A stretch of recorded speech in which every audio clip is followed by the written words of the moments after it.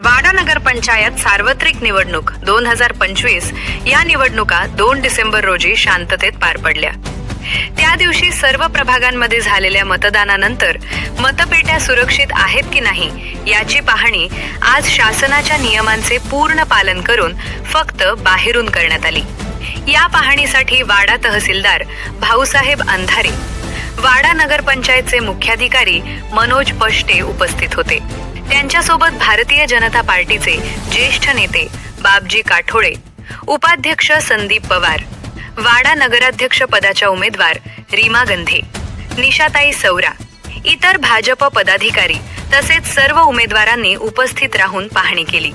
पाहणी दरम्यान मतपेट्या ठेवलेल्या ठिकाणचा बंदोबस्त, सुरक्षा व्यवस्था आणि सीलची स्थिती यांचा विना अंतर्गत हस्तक्षेप केवळ बाहेरून आढावा घेण्यात आला। अधिकाऱ्यांनी आणि उपस्थित पदाधिकाऱ्यांनी मतपेट्यांची सुरक्षितता समाधानकारक असल्याचे सांगितले।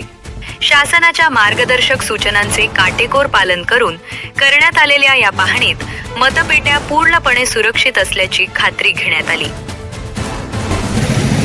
वाडा नगर पंचायत सार्वत्रिक निवडणुका 2025 या 2 डिसेंबर 2025 रोजी पार पडल्या।